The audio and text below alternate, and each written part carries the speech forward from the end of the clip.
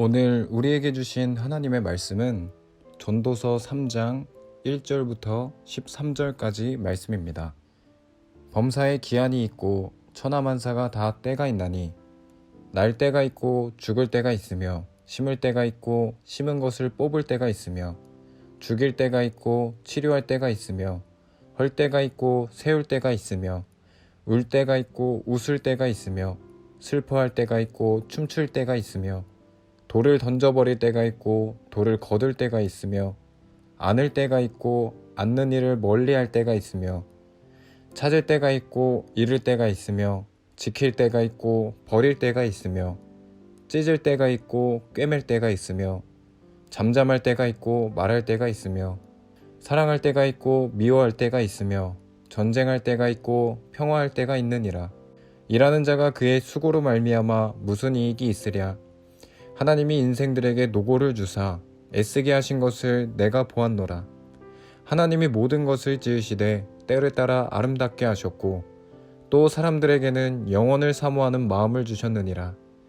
그러나 하나님이 하시는 일의 시종을 사람으로 측량할 수 없게 하셨도다. 사람들이 사는 동안에 기뻐하며 선을 행하는 것보다 더 나은 것이 없는 줄을 내가 알았고 사람마다 먹고 마시는 것과 수고함으로 낙을 누리는 그것이 하나님의 선물인 줄도 또한 알았도다. 아멘.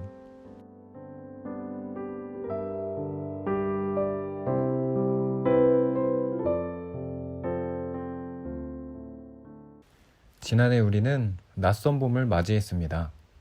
어느새 봄은 가고 그치지 않을 것처럼 내리던 여름 장마도 지나갔습니다. 이제 여름이 가는가 했는데 가을바람은 느낄 새도 없이 겨울바람으로 바뀌었습니다. 그렇게 한 해가 가고 새해가 왔습니다. 범사에 기한이 있고 천하만사가 다 때가 있나니 오늘의 본문 중 1절의 말씀입니다. 솔로몬은 지금 천하만사의 때가 있음을 이야기하고 있습니다. 그리고 2절에서 8절의 말씀에서는 우리 삶에서 나타나는 여러 때를 이야기합니다. 날 때, 죽을 때, 심을 때, 뽑을 때, 울 때, 웃을 때, 찾을 때, 잃을 때, 그리고 사랑할 때, 미워할 때 등입니다. 흥미로운 것은 그 다음 구절입니다. 일하는 자가 그의 수고로 말미암아 무슨 이익이 있으랴. 새번역 성경으로 9절의 말씀은 이렇게 옮겨져 있습니다. 사람이 애쓴다고 해서 이런 일에 무엇을 더 보탤 수 있겠는가 라고 말입니다. 즉 인생의 모든 때는 우리가 아무리 아등바등하여도 일어날 일은 오고 일어나지 않을 일은 일어나지 않는다는 말처럼 들립니다.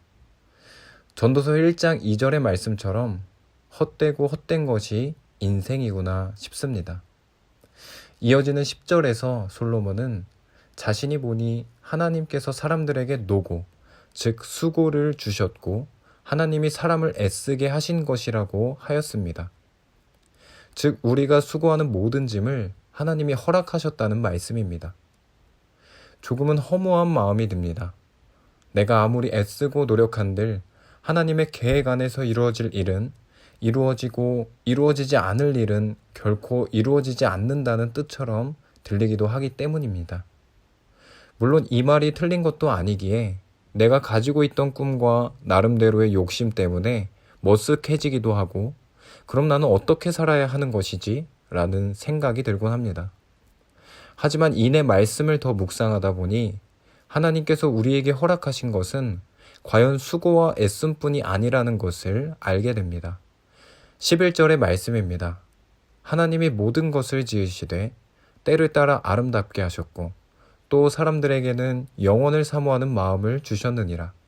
그러나 하나님이 하시는 일의 시종을 사람으로 측량할 수 없게 하셨도다. 아멘. 수고와 애씀을 주신 하나님이 우리에게 영원을 사모하는 마음까지 주셨다고 기록되어 있습니다. 영원을 사모하는 마음은 무엇일까요? 새번역 성경은 이를 과거와 미래를 생각하는 감각이라고 옮깁니다. 우리에게 과거와 미래를 생각하는 감각을 주셨다는 것입니다. 즉 과거를 돌아보고 미래를 꿈꾸며 살아갈 수 있도록 성찰하는 자세와 소망을 품는 태도를 허락해 주신 것입니다. 그래서 우리는 오늘도 신앙인으로서 나의 지난 날을 돌아보고 보다 나은 내일을 꿈꾸고 다짐하며 선한 삶을 살아내고자 오늘을 버텨내고자 열심을 내게 되는 것입니다. 이것은 참 은혜가 아닐 수 없습니다. 만일 우리 안에 영원을 사모하는 마음이 없다면 어땠을까 상상해 봅니다. 아마 아무런 의지도 소망도 없이 살아야 했다면 말입니다. 하지만 하나님께서는 우리에게 꿈꾸고 의지하고 소망하고 또 열심을 낼 수 있는 아름다운 인생을 선물해 주신 것입니다. 수고와 애씀을 주신 하나님, 영원을 사모하는 마음을 가지게 하신 하나님, 그러나 그 하나님이 우리에게 주시지 않은 것이 한 가지 있습니다. 우리에게 주어지지 않은 것, 바로 하나님이 하시는 일을 다 헤아리는 능력입니다. 우리는 애쓰고 노력할 수도 있지만, 꿈꾸고 소망할 수도 있지만, 결코 하나님이 하시는 일을 알 수는 없습니다. 그러면 이것은 우리에게 과연 나쁜 일이 될까요?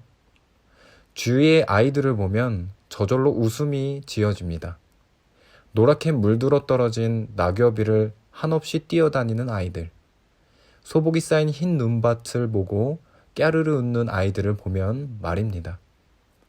그런 아이들을 보면 참 행복해 보입니다. 아이답게 놀며 참 행복해하는 것이지요. 하지만 가끔 아이들을 보며 안타까울 때가 있습니다. 여러 가지 상황으로 인해 다소 억눌려 있는 아이들을 만날 때 그렇습니다. 굳은 표정으로 주위 어른들의 눈치를 보거나 부모님의 기분을 유난히 살피는 아이들, 또 나이에 걸맞지 않게 자기보다 더 어린 동생을 챙기느라 애쓰는 아이들을 볼 때 말입니다. 이 아이들이 안타까운 이유는 아이답지 못하게 버거운 걱정, 감당하기 어려운 짐을 지고 살아가는 것이 아닌가 싶어서입니다. 12절과 13절에서 솔로몬은 이야기합니다. 사람들이 사는 동안에 기뻐하며 선을 행하는 것보다 더 나은 것이 없는 줄을 내가 알았고, 사람마다 먹고 마시는 것과 수고함으로 낙을 누리는 그것이 하나님의 선물인 줄도 또한 알았도다. 아멘. 그저 기뻐하고 선을 행하며 살아갈 수 있는 이유는 무엇일까요? 우리가 살아가며 맺은 결실로 인해 즐거움과 만족을 누릴 수 있는 이유는 바로 하나님께서 이것을 선물로 주셨기 때문입니다. 우리는 영원한 일을 다 알지 못합니다. 하나님의 뜻을 다 알지도 못합니다.